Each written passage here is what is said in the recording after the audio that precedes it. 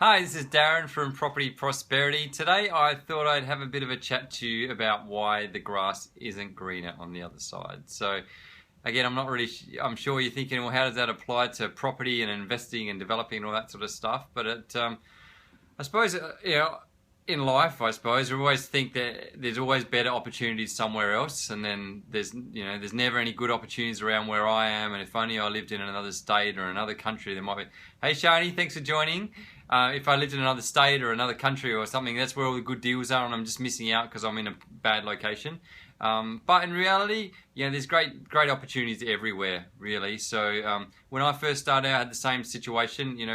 I decided I wanted to get into property investing, and I read the property magazines, and then I'm like, okay, well, I have to look into Hobart, and then I'm looking into, Townsville, and then I'm looking into Darwin, and I started trying to research all these places and trying to understand it. And in reality, I had no idea. I'm like, I have no idea about these places. I don't even know where any of these places are. And this was pre Google, so we had no way. You basically had to try and trying to get a map from somewhere so you can work out where these places are. And it was just almost impossible, to be honest. And then I'm like, well, that's too hard. So what I'll do is maybe the good deals have to be, maybe if they're they're going to be a long way away. So maybe hopefully not so far. So maybe I'll look at maybe in the mining towns, because that was meant to be a really good place to invest. So went up and drove around Whyalla and Roxby Downs and all these places. But again, really, in reality, I didn't really understand the area up there, and I could sit there and try and work it out. But at the end of the day, I'm not really a local. Eventually, I settled on buying, some investment properties and to do some developments, and they're probably an hour and a half away from where I lived. So relative to Roxby Downs is a lot closer, but still a fair way away. But yeah, for sure, it's yes. The grass is greener on the other side, Shani. So basically for me, so I kept trying to look somewhere else as the great opportunities, when in reality, as the more experience and the more knowledge I got and the more developments I did, I just started finding out there was opportunities everywhere. And the crazy thing is, after years and years of doing developments, I started doing developments closer and closer to home, just because I couldn't be bothered driving.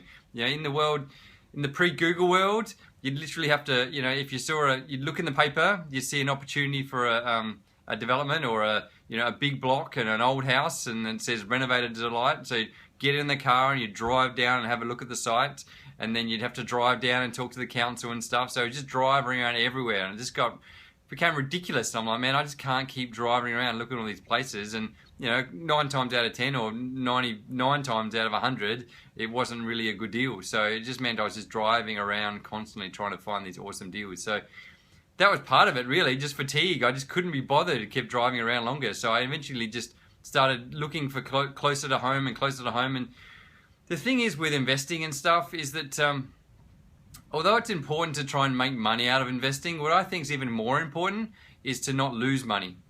And the crazy thing is, this is something, I've just learned over time as well, is that, by ignoring the whole grass is always greener and looking closer to home, the chances of losing money when you're doing an investment or a development close to home is so much lower, because you know the area. If I was to ask you, what your neighbour's house is worth, you don't have to get onto RP Data and do all this research and trying to work out the comparable sales and blah, blah, blah. You have a rough idea, because you know what your house is worth probably, and you have a rough idea what their house is worth, because people keep an idea on what their own market's doing, I suppose. Where if I asked you what an apartment in Townsville is going to sell for, you wouldn't have a clue. And you could try and get on there and you can try and do some research and stuff. But at the end of the day, you're not a local. You don't really know. You're just taking a guess.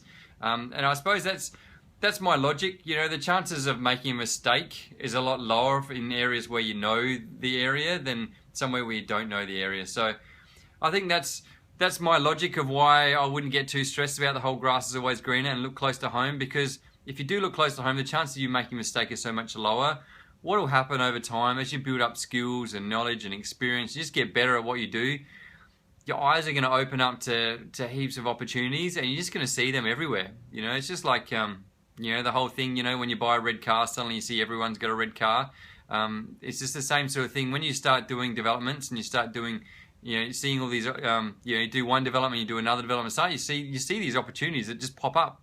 And before you know it, down the end of your street, you're doing developments, within a kilometre of your house and stuff. So So that's my advice today. Don't always have to look for somewhere else. There's amazing opportunities close by, and it doesn't have to be, you know, don't know. It's not necessarily just location, but also time. It's always, you know, I mean, if I only done something 10 years ago, you know, the best time to do things is right now at the end of the day, because now is the only time we can control.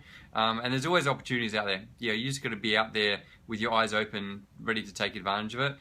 And if you're a person living in Adelaide at the moment, we're in an amazing situation as far as we've got really low interest rates. There is a bit of a negative sentiment of the market, so there's not a lot of developers out there doing a lot of stuff, not a lot of people out there buying things at the moment. So that means there's some really good deals out there that you can buy at pretty cheap rates, and then you can actually buy it and develop it and sell it and pretty much make money straight away, which sometimes when the market's really hot, it's hard to find deals like that. Whereas at the moment, there's some pretty amazing deals out there. So, you know, we're lucky at the moment. Adelaide's a pretty awesome place to be investing right now.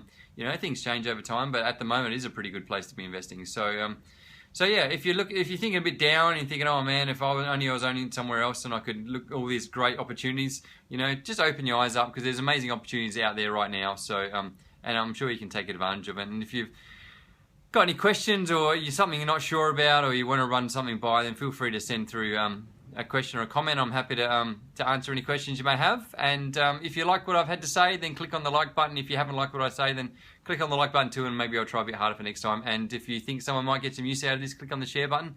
And I look forward to chatting to you guys again soon. Thanks, guys. Bye.